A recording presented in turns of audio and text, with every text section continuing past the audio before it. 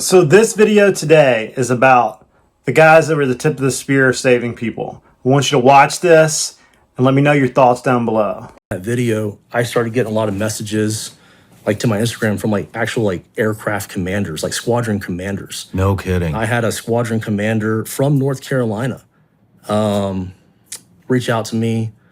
They had to load a C-17 full of supplies just to take a photo op for Kamala, and they never sent the bird. Wait a minute, what? They loaded an entire C-17 full of supplies for the hurricane victims just for Kamala to go there, take a photo, take a video, and they never sent the C-17. It was just Are you full, serious? Yeah, that was a National Guard, North Carolina National Guard unit. That was a 06 that reached out to me. And then I had another. He reached out to you to tell you that they did a photo op and with the intention of never sending. Never sent it. It was just a photo op. So these guys were a special unit from Florida that went up there to find people and get the job done because that's what they do. And that's why we're hearing these stories. Listen to everything they got to say. I'm gonna let it run because this story needs to be spread. Time is the essence, and I think Congress needs to jump in here and start investigating. There are some incredible stories coming out of this entire Helene Aid situation. There's some amazing people out there working diligently. There's some civilians doing it on their own dime, flying their own helicopters, doing their own fuel. They're in there, they're working hard. And I want to share the stories of these people and everything that they're doing for the future. I feel like the media is totally giving this a bad line. The media is not reporting things. Sheriff's departments are covering things up. Congressional people are covering things up. The administration is covering things up. And this is the story of the real people. These people, I don't see any lie in their eye. They're here to get aid, to help people. They're not here for glory. I've seen these men. These are men of honor. They're the tip of the spear, and this is their stories. And I want to share them. Shawn, I'm going to steal some of your clips off Shawn Ryan's show. I'm going to link down below. Thanks for making these great videos because these guys' story needs to be told, and listen to what they're uncovering. Joe Biden flew in to Asheville, they had to put up another temporary flight restriction over like the entire airspace there. There wasn't an exact time. It just kind of said from like, I think 11 to like 4 p.m. or something. And it wound up being, I think, from 11:30 to about 3:30 or something. But by him coming there, he actually never landed. He just flew around viewing. But because of that TFR, all rescues were shut down. We couldn't go do work. And that was the very first day we had like no fog, no clouds, no rain. And we were like, oh, we're going to go get all these rescues in. And this was still earlier in the week. I think it was Wednesday when people were still very desperate. So I ran to a senator from North Carolina the day before at the Asheville airport, and he was telling me about it. He was like, we're trying to stop him from coming here. And they were telling him, if you come here, they're not going to be able to do their job. Like, Can you tell me what senator? I don't remember his name. I don't remember his name at all. Okay. It was just old. He was an older guy. I know I was told he was a Republican, had no idea who he was. But he was like, we're trying to stop him from coming here so it doesn't slow down rescue operations. Because at this point, it was still life or death. But he came anyways, shut us down, and me and him were literally just sitting there with our helicopter right in front of us for like 3.5 hours. Mm-hmm. And we couldn't go do one mission during that time. And then by the time we got done, I think we only got maybe 2 missions in before it got dark. But it was just, that's the kind of political nonsense that was happening. And then I think the next day we had fog again. Did anything come of the president flying over? Well, he didn't even remember that he flew over. Yeah, he didn't remember. What do you mean? He got interviewed after he landed, and they said, Mr. President, what do the people in the storm states need? And his response was, what storm? Or what he said, I'm trying to remember what storm you're talking about. Are you serious? And then he said, oh, they have everything they need. We're very happy. That is terrible to hear. And to think he might not even been awake. He might have just been flying over. It wasn't even his plane to begin with. They just flew a plane over it. Now, here's the video that he went viral on. So this is how we know who he is. And this is how political leaders saw him and made stuff happen, gave him the assets he needed. Watch this entire thing. I'm not going to edit out the F-bombs. That's, you know, it would take me way too long to edit out the F-bombs. We're going to let this play. I like what he has to say, and I'm not worried about the F-bombs, so plug your ears. I really don't want to make this video, but it is literally a matter of life and death for the people of North Carolina. So, my name's Jonathan Howard. I'm a member of the Florida State Guard Special Missions Unit, and I'm also up here with Aerial Recovery, a nonprofit. I came up here on Sunday with Aerial Recovery before we even got activated. We flew up here, and then we got activated, which is great. I have my team up here working as well. Here's the problem. I'm going to tell you everything that's happening from the ground, what I'm actually seeing, because what they're telling you is complete bullshit on the news, and these politicians don't have a fucking clue, and they're lying. And I'll say this now, I'll say it at the end of the video. The only thing I need from this video is helicopters. If I have helicopters, I can save lives. Without helicopters, I can't reach these people. It doesn't matter how many chainsaws and trucks I got, I can't get to them. They're 10 miles in, 20 miles, 40 miles in the mountains. There's no way to get with them or even communicate with them. I am literally flying around in a civilian helicopter looking for SOS messages carved in the mud or painted on the ground, and we're dropping down and saving them. What got me fired up about this was yesterday, me and my team did the rescue of that 11-day-old baby. And all these government officials and social media, they're showing that video, that pictures and video of that rescue, and claiming that like they have some like government help with that. And I mean, even USA, I think it was USA Today, wrote an article about it saying it was a Florida National Guard that went and got it, like with a helicopter. No, it was me, my buddy Charlie, and a civilian named Zeb with his own personal helicopter out of Wilmington, North Carolina. Like without that civilian, that baby would be dead. And the old lady we went and rescued after that, she'd be dead too because she had 1 day left of oxygen. No one was going to go get them. I will tell you, when we go up in the air, I probably see 40 civilian helicopters, and I might see 2 Blackhawks, National Guard, military, whatever they are. That's it. No one's out there doing rescues. I have my entire team up here from Florida right now, and they have no ability to go rescue these people other than what they can drive to. And the people that are in dire need, they're out in the mountains. They are completely cut off.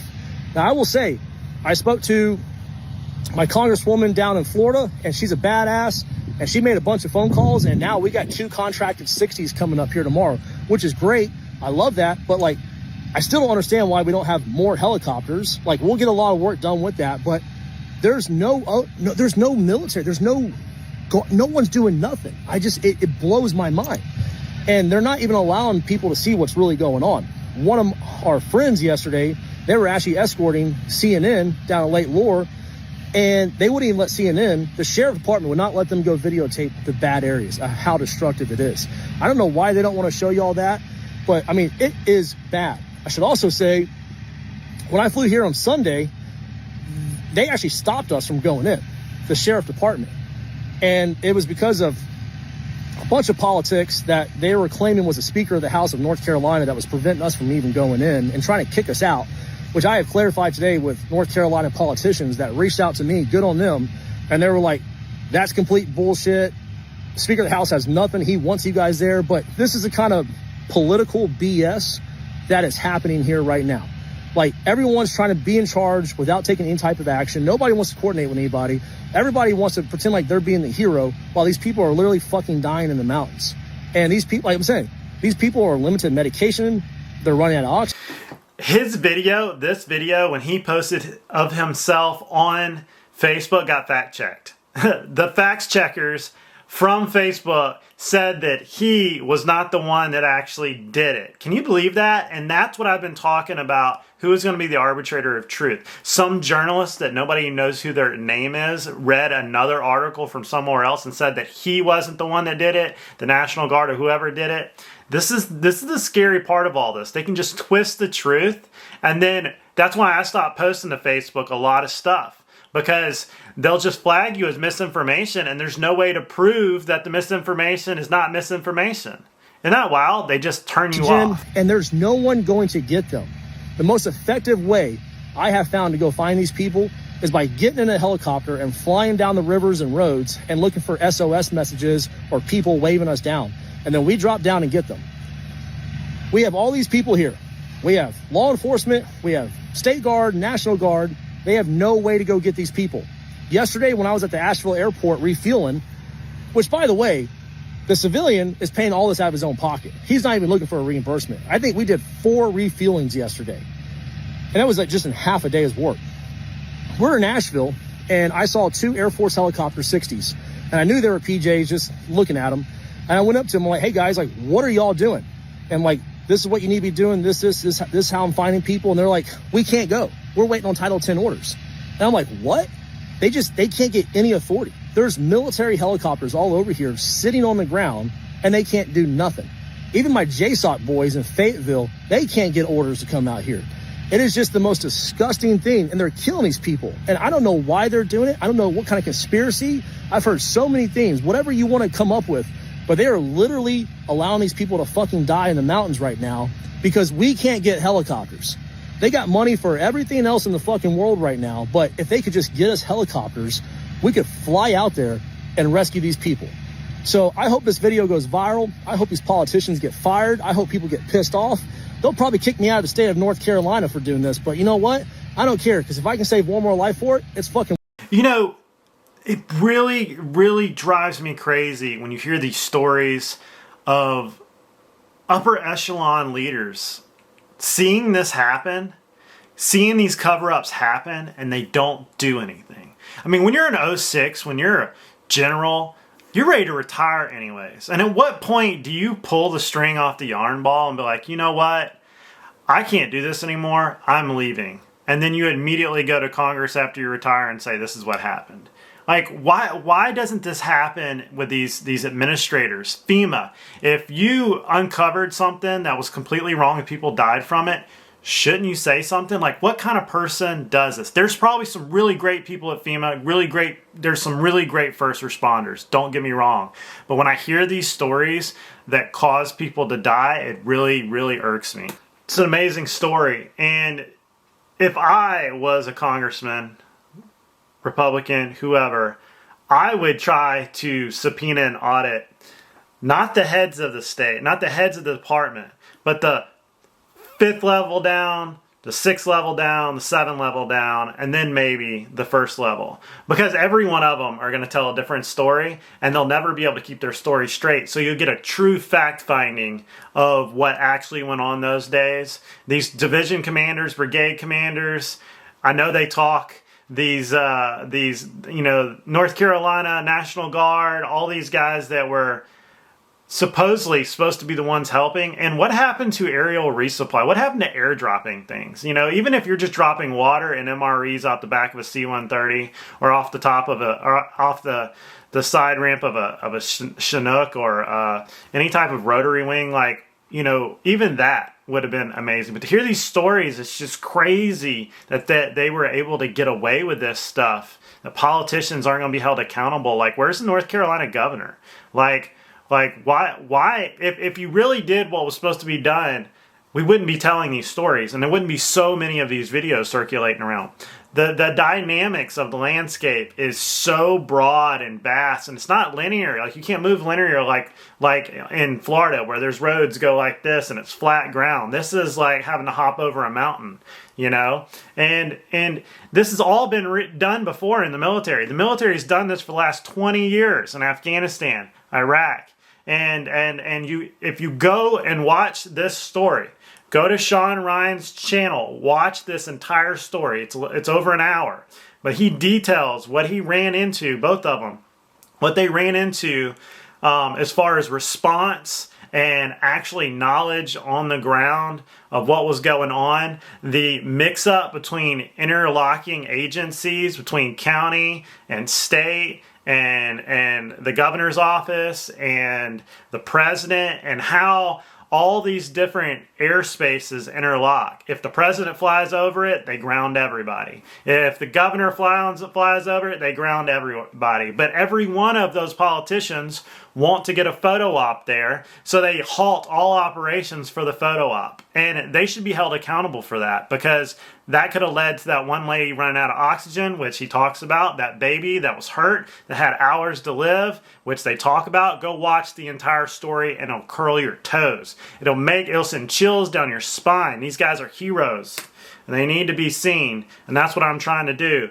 Make sure it's seen. So Shawn, I'm sharing your information. I'm sharing your links. Everybody go watch the whole show. Let's get back to it.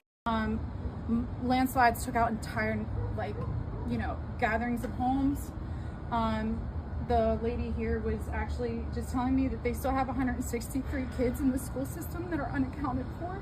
So this lady talks about the devastation that's still going on. A lot of these videos are a couple days behind because, I'm just one man and a computer just trying to get this out here. It's hard to be, as it goes along. I know some military has shown up. I know assets and everything are still getting there, but we're talking about the ends of the wagon wheel. The people on the very fringe, they're still struggling because the big cities are being taken care of, but you got to get into the woods and in the hollers to find out the true story. Because I've been up here now, and I can tell you that last night I stayed 2 hours south. I was able to drive the interstate between Asheville and Spartanburg, and I was able to move back and forth. Now all of a sudden I'm being rerouted on my way back up, telling me I have to choose alternate routes like 276 over here where Greenville and Spartanburg is. Now I just get a message from Just Say telling me that they're shutting the interstate down, which means they're most likely shutting the interstates down 360 degrees all the way around, so we cannot access this place. Now I don't know if there's anybody else in the area that's driving this stuff, and if you could let me know like how the interstate is or if you're able to access it. But I'm going to tell you right now, this shit is unreal to me. I don't understand it. And if they think that the community and we, the people, are going to sit here and let you not let us in there, you are sadly lost your damn mind. That's what I'm going to tell you. My trips are going back and forth to get donations over here. And the thing is, I don't understand why you would try to prevent that shit. But again, God forbid you're not doing nothing that's in the hands of the government and wanting to help them, right? I'm telling you, this is the most catastrophic, horrible situation these people could be in, and yet there is no help. They don't want them to come. Mind you, I just got a message talking about buzzards. Do you know how fucking upsetting that is? Excuse the F-bombs, man, but I don't understand this. Like, every day, I keep thinking, well, maybe it will get a little bit better. Maybe it will get a little bit easier. Maybe there's things I'm not understanding, but what if... they're shutting down the interstate, maybe to work on them, to whatever, but it has second and third order effects that now these people can't get resupplied. We started to have an increase of state helicopters coming into this direction, primarily because the old HLZ that they had established, FEMA took over and basically took charge of it, and then wouldn't allow anything but their assets to fly in there, to include State Patrol. They were denied. So as a result, our HLZ just got a little bigger, and everybody else comes here now. We're an open system here. We'll take any helicopter. Just don't come empty. Try to bring stuff.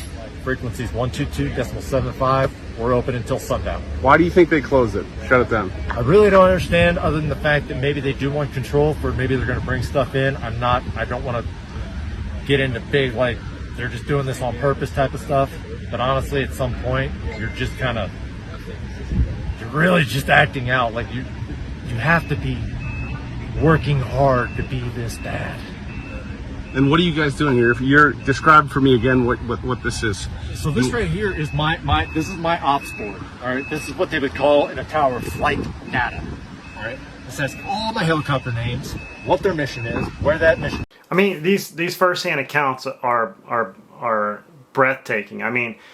These are the people that are experiencing it, and not the media out there spinning it. Not somebody in DC in the air conditioning with their $5,000 suits. These are compassionate stories, and I hope everybody is paying attention, because this could happen in any rural community. That mission is going to happen. All volunteer, right? What's that? All volunteer. All volunteer, and we're not taking money from anybody except donations. No tax money.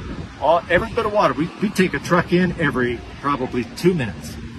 And they're just dumping off water, We need warm weather gear. It's going to start getting rainy and cold up in here, and people need protection. And over that ridge, you're suggesting is what? On the other side of that ridge is a total disaster zone. It is a combat zone with friendly people who just need help, man. They got nothing. Whole towns are wiped away. People are living in schools. They're living in, sometimes half destructed houses, living out of their garages. It is not the environment you want to be in come this winter time. And we need to act fast to help people rebuild soon. All right, you can't be waiting 4 or 5 months for this. How would you assess the federal response so far? Has it been adequate? Has there been one? I'm serious. I mean, other than the fact that I've heard about a couple FEMA dudes and some stories, I haven't seen one. I haven't heard any of the people that I've talked to on the ground. Said, oh, FEMA was here yesterday. No. I've gone out 5 times. I've talked to people. I've been on the ground. I've shook their hands. I've given them a hug. Said, what can I give you?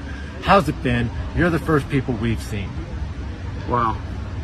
You know what? And I'm glad about that because I defend the country and I'm still defending the country. Period.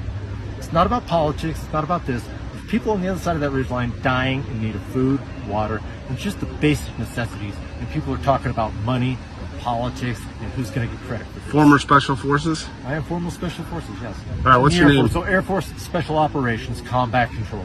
What's your name? This is a good guy, right? This is a guy right here, tip of the spear guy, veteran, retired. Just said, you know what? We're going to get these landing zones going, and we're going to do it old school style. And, I don't want anybody to think that only Tier 1 operators are able to help. There are veterans out there in every way that have some really amazing skill sets. Whether you're an infantry guy, you're a JSOC guy, you were a special forces guy, you were a transporter, you were a logistical guy, you were a fueler, you ran a fuel farm, you did all kinds of sling load operations. A lot of these veterans have a dynamic skill set. So don't think only special forces can do this. There are some really dynamic guys out there with 20-year careers, 30-year careers that know a lot about a lot of stuff, and they're really good at acquiring assets and making things happen because they're always leaning forward in the foxhole and they're making decisions of aggression even if they might be wrong, but you know what? They made a decision. And that is the thing that I see out of all this. Responsibility. People are so afraid to take responsibility of what these leaders are doing. These leaders are afraid to take responsibility. They're afraid to make a decision. They're afraid to do something because they're afraid they might lose their job or they might get in trouble. But in times of need, good men do stuff and ask for forgiveness later. It's election season. A lot of questions to ask. What do you think about all this? Comment down below. Right, wrong, fact, fiction. I don't even think you can say it's factual because we've shown that the guy that rescued the baby said he rescued the baby and they fact checked him and said that he was wrong. So how do you fight that? Like that, you got to be aware that they're trying to clamp down on media and who's allowed to share information. Something bigger is going on. Something bigger. And I want you to go and look. You can go find it on Twitter or you can Google it, and they're starting to change some of this stuff. The amount of permits for lithium mines, the amount of permits for all these different buildings and modifications to the land, for actually, mining and drilling and all these things that have started moving right around this hurricane. When the insurance companies come in and the litigation starts and everything that starts happening with these people's land, there's going to be a lot of weird things going on with these very big hedge funds coming in to absorb some of this property. I've said it in many of my videos. Go take a look at it. There's just so much out there at every level on what might actually be the real reason why some of this response is not coming, and it's criminal. So guys, Kim has been volunteering up here all week in different spots, Bakersville, Burnsville, Spruce Pine, you name it, she's been here. We didn't want to put any of this on YouTube, but I've been traveling this week and the rest of the world doesn't know about what's going on in North Carolina. Can you tell a little bit about what's going on? Yes. Since you've been here? So my name's Suzanne. We actually live a half a mile from here.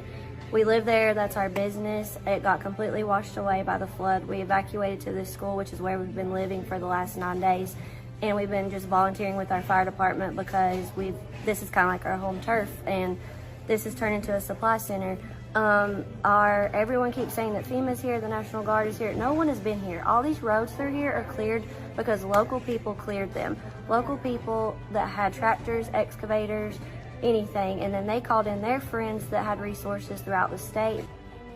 All the swiftwater teams, none of that's been government. It's been other states sending their teams down, like New Hampshire and Delaware. Florida. It's all volunteers. It's all either little fire departments or, little first responder services like that. It's no government help.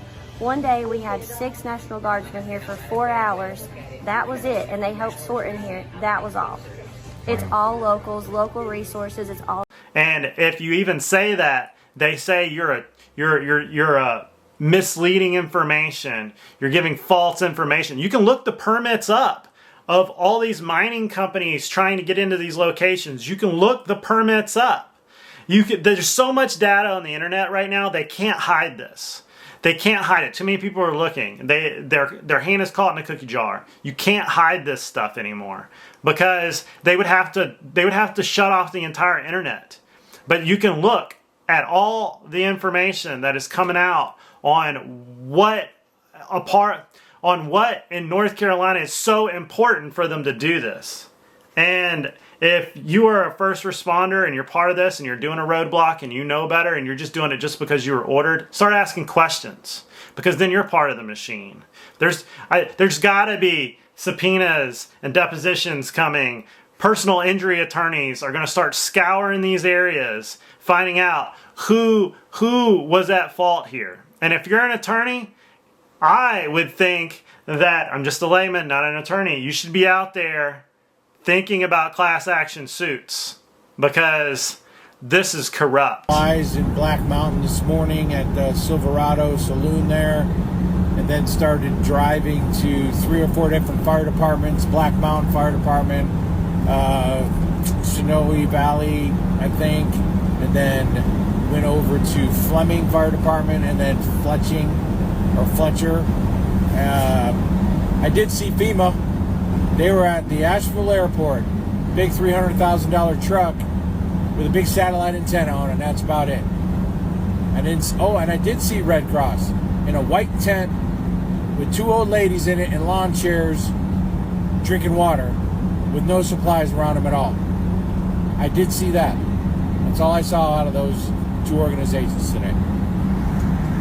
I mean, if they just said, hey, in this area, we don't want you to do this because we need to do X, Y, and Z. If they just told people, if they just said, hey, this is the reason, people would be like, got it. Okay, what else you need for me to do?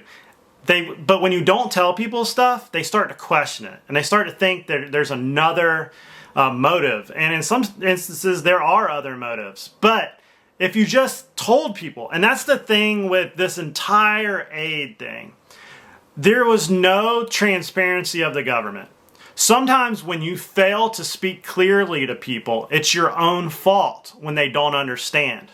Not that it's their fault because there's misinformation. No, maybe your information was garbage and you should have told them in a more effective manner. Maybe put out a 5-part operation order and to the entire state and said, this is what we're doing. These areas are going to be doing this. These areas are going to be doing that. And you put it out on Twitter, put it out on Facebook, put it out on the FEMA website, put it out everywhere where they can look at it and say, okay, these frequencies, these are the radio frequencies. These are where we're going. This is where this supply is going. This is where we can receive it. This is where we can line haul it. This is where we can get it out. This is where we can bring new stuff in. If you just did that to everybody and you had one system, it would make things so much easier. And I think that's what all these vets are trying to say, is just give us the concept of the operation, give us an execution paragraph, and let us all get to work. Stay out of the way.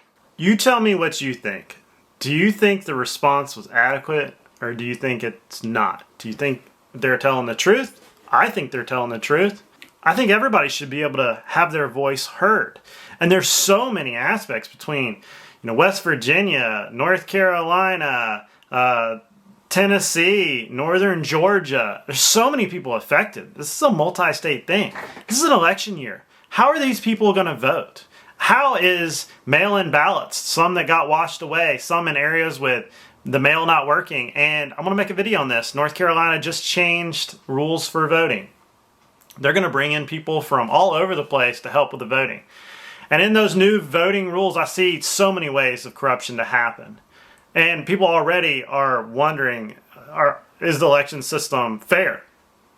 I don't know. You determine that. Call your congressman. Call all your representatives and be like, I am very nervous about this. Please make us feel better about this situation. I hope that aid gets there soon if it hasn't already. I know some of these videos are a couple of days, 5 days behind. We're trying our best. I just want to make sure nobody's forgotten and everything is heard. Go watch Shawn Ryan's video on this. Go watch Valuetainment. Go watch all these videos coming out about this, because we're trying our best not to let people be forgotten. And the reason why aid came and some of these politicians are being held accountable is because of the media makers. You with your cell phone hitting upload to X, hitting upload to Facebook, Instagram, anywhere you possibly can to hold these people accountable, because it's truly sickening to watch some of the cover-up that's going on. If you were in some of these units, or you're a civilian and you were around these units and you know that somebody's lying, whistleblow, because some of this stuff is scary. It could happen anywhere. It could happen in any rural area that there might be a reason why they want the land, or they don't want people to rebuild, or they make it so hard through bureaucracy for things to get rebuilt that people just give up, give the land away, and walk out. Could that be a reason too? I don't know. This is all just an opinion. Not an expert on really any of this. I'm just doing my best to make people get heard, make people hear, make people be held accountable, and I'll see you guys in the next video. Don't forget to comment down below. Don't forget to like and subscribe. And if there's something that you want to be known, put it in the comments down below. And I'll see you guys in the next video. Go and Google all this. Don't believe what I'm saying. Go to all these different sources of information. Do your own research. See you guys later.